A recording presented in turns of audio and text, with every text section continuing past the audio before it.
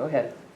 Hello, my name is Lee Three Irons. I'm from the MHA Nation, major is paralegal. My name is Adam Martinson. I'm Hunkpapa from Standing Rock Reservation. My major is general education. I'm JT Largo. My tribes are MHA and Diné, and I'm going into general studies. The topic we chose was, should tribes legalize and sell marijuana on North Dakota reservations? So some of the definitions you'll hear in this are legalized, so that means make something that was previously illegal permissible by law. Marijuana, which is cannabis, especially as smoked or consumed as a psychoactive, mind-altering drug. And then reservations, something reserved, such as a tract of public land set aside as for use by Native Americans. According to the article, Forget Video Poker Sell Marijuana on Tribal Lands, written in 2018 by Marty Ludium and Jennifer Barger Johnson. In 1988, the federal government created the Indian Gaming Regulatory Act, which started Indian gaming on reservations in the United States. Previously, tribal gaming seemed to be a rarity, but now such businesses are commonplace in Indian country. Tribal marijuana sales could potentially be the next step in revenue for tribal governments. In 2014, the federal government gave reservations the right to legalize marijuana for recreational use. Casinos created opportunities for jobs and brought growth to reservations. Legal marijuana could create a bigger impact on reservations and bring other revenues, and that could create jobs, bring money to reservations, and create opportunities for growth. Companies like Foxberry and United Cannabis plan on investing $30 million in tribal marijuana operations. Tribal officials are driven by providing jobs for their constituents and even the potential for financial independence. With commercial funding opportunities, even small tribes could get into the marijuana production industry. The sale of marijuana could be a huge boost for tribal economies. Estimates that the legal marijuana trade could reach $30 billion by 2019. Total sales for the United States by the end of 2019, just in recreational marijuana alone, was $29 billion. Tribes could enjoy additional benefits to legal marijuana sales. Half of America's 567 tribes have casinos. Marijuana will likely boost casinos and tribal tourism. Tribal income from marijuana could, and gaming combined, could skyrocket. With so many tribes facing unemployment issues and having their members facing poverty, illegal marijuana could potentially help thousands of families living in reservations. Thank you.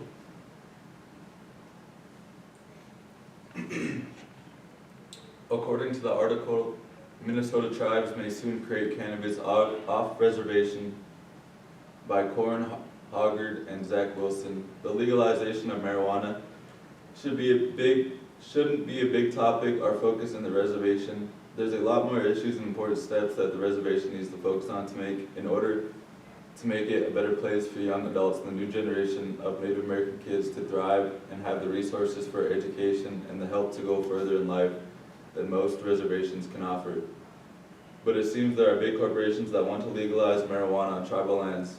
According to Zach Wilson, who runs the White Earth Cannabis Operation, a reservation that's located in Minnesota with a lot of Indian representatives in charge of the tribe located there. He says, the governor's staff confirms they're negotiating with all but one of the tribes in Minnesota to allow cannabis businesses off reservations.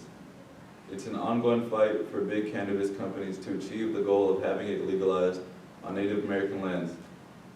There are many big companies looking at the reservations to start their process of making it legal worldwide and needing a stepping stone like a reservation that has varied laws that differ from the state. Thank you.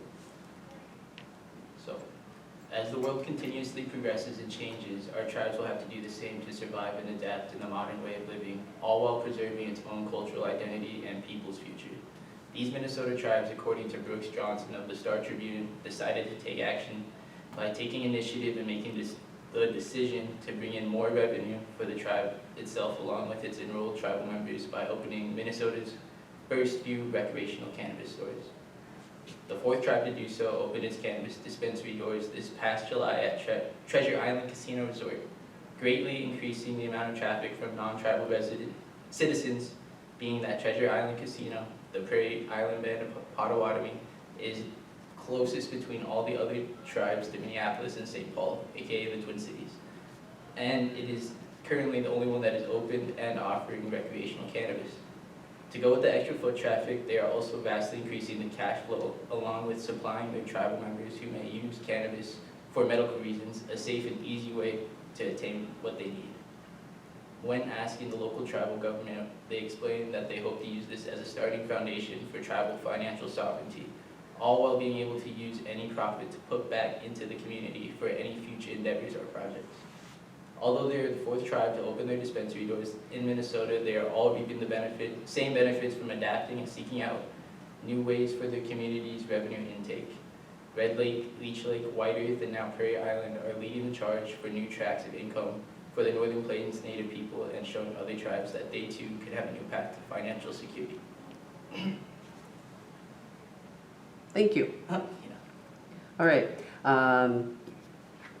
Good articles. We'll go to Lee's first with words like impact, investments, jobs, economy. Those were all word choices. And is it all Native controlled with the investments? Did you? There's some tribes that funded themselves, and there's other tribes that got outside funding to make their things happen, because not all reservations have income to invest in their own growth. Good. So some of them look for outside investors, like I mentioned, Foxberry and United Cannabis, Right. who look to invest in neighbor tribes who want to grow their own industries. Okay. And then you wonder what percentage these outside corporations are investing, because Adam then, mentioned that there are bigger issues on reservations besides this, but then you also mentioned these big corporations that are investing, putting money in, getting the money flow going, because the infrastructure probably isn't large enough with wealth to begin this. Have you visited any of those tribal cannabis stores? No, I never. Because North and South Dakota, we don't have them. Yeah. And it's quite a hot issue, hot topic. Ooh, that's a sign. Jane's talking about cannabis. Another, then going to JT's article, he talked about culture, adaptation, cannabis stores, and the 5 different ones in Minnesota. Now, any of you, did you come across anything in your experience with social media use for these cannabis stores? Have you ever seen a TikTok or an Instagram or a posting on Treasure Island's website?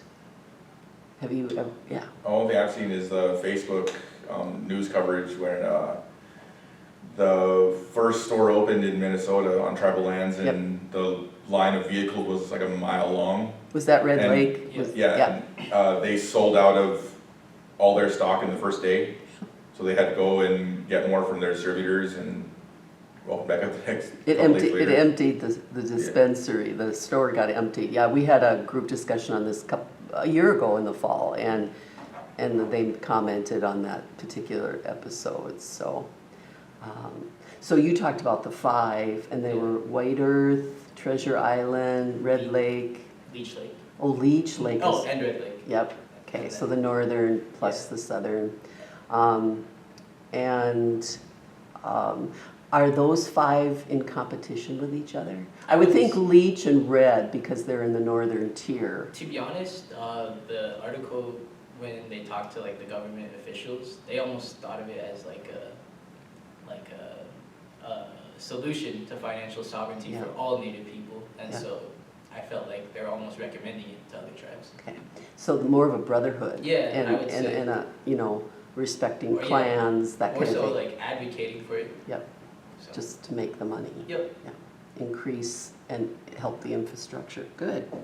The medical reasons, you covered a little bit, and I was just concerned here, just if in Minnesota, because it's up and coming, if there's competition.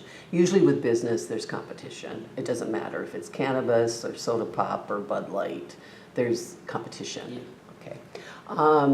Did you have a question for them? No, I think they provided a lot of information. Mhm. What do you think North and South Dakota should do?